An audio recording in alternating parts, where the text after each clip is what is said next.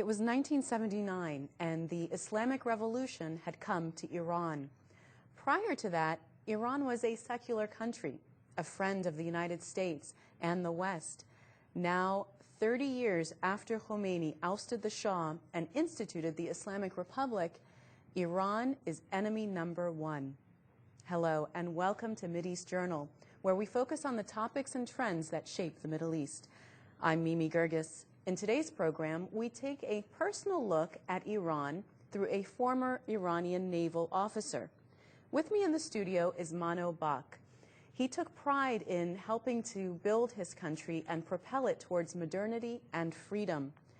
But then he watched in despair as all was lost and he had to flee for his life.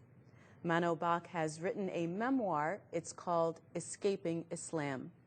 Mr. Bakh, thank you for coming on to the program. Thank you. Thank you. You're very critical of the role played by the Carter administration during the revolution. Explain that.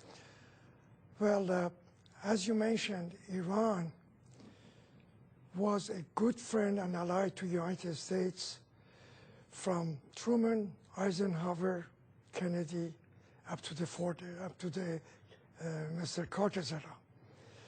We trusted each other, and we had a wonderful relationship. During the Carter administration, unfortunately, it was a miscommunication, misunderstanding through the State Department and Mr. Carter himself. They were not tuned to the same agenda. Everybody was rolling their own agenda. Mr. Brzezinski had one idea, who was continuous with Mr. Carter. Mr. Carter has his own idea, and at the same time, Sullivan was the ambassador to Iran, had another idea.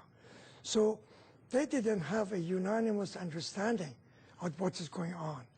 And that is why the sudden revolution to Iran happened that surprised the world. But the Carter administration did criticize the Shah quite a bit about human rights violations.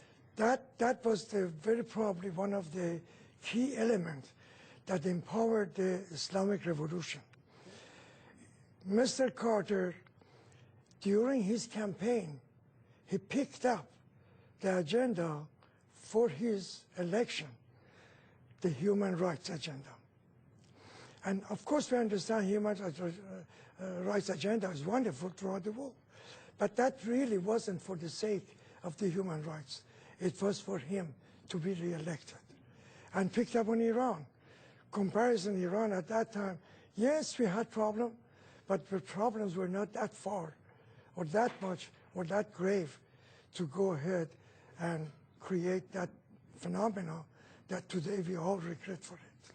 So how did Khomeini do it? How was he able to organize this revolution, even though he was in exile at the time, and take over the country so quickly? Khomeini originally went to Turkey and then to Iraq. And when Saddam Hussein was not president yet, he was the vice president, he noticed that Khomeini is a troublemaker because he was putting all the Shia over in Iraq together to go against Sunnis.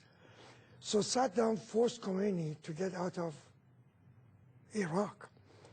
When he was forced to go out, there was no country, no Islamic country, that would allow him to go. He went to Kuwait, and finally he went to France.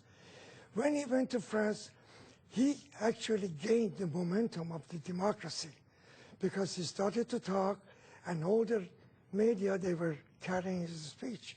This is Iranian media or French media? No, French media. French media was the #1 media in the world that promoted Khomeini at that time, because he was speaking about the country, and they were broadcasting all the agenda that Khomeini was putting into the place. Importantly, at the same time, or prior to that one, Khomeini was in contact with all the mosques and all the mullahs in Iran, through the tapes, through the letters, through the faxes.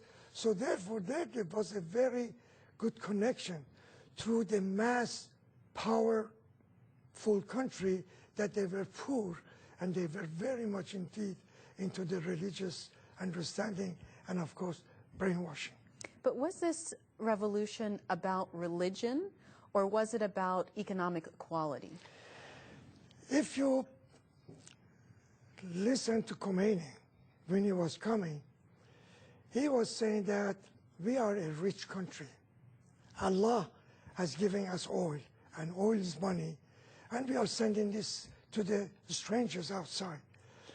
You people, you do not have to work. The oil money should become the paycheck monthly to your door. You don't have to pay for the gasoline.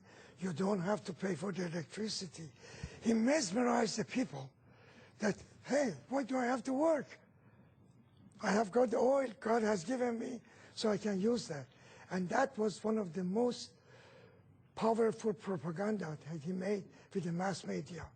On the other side, he was criticizing the Shah and the regime for whatever they are doing is anti-Islam, anti-Islamic.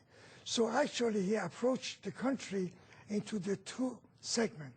One, economy, the other one, religious. That all of a sudden happened. So you were in Tehran at the time that all this happened. At that time I was in Tehran. I was a full captain in the Navy. I had the ballot of the Admiral, and I was the director of the training and education for the whole the Iranian Navy. So what did you see on the streets? On the street, it was something that not propaganda, not anybody know about that. All of a sudden, you see a few buses coming, the people coming out of the bus, setting up the fire in the middle of the street, setting up fire in the banks, blocking the streets, machine gun and shotgun in the street, and flyers all over, death to over the king, and that we are asking for the religious Islamic Republic. It was, originally it was not organized. Then gradually it was organized. But all these demonstrations in the streets, I mean, wasn't the Shah's military able to stop it? At the beginning, the Shah military were not at all interfacing with that one. Later on, they started to say that if you have any agenda of any demonstration, should be in that location only. But they did not follow that one. And later on, when it was the machine gun and the guns, so the military got involved. But they were still powerless to do anything? Well, they were not allowed to shoot. But by the time that they demonstrated they were attacking them, they started to shoot, and they were giving the orders that if your life is in danger, shoot. That is why, from both sides, military and the demonstrator, lots of people were unfortunately killed.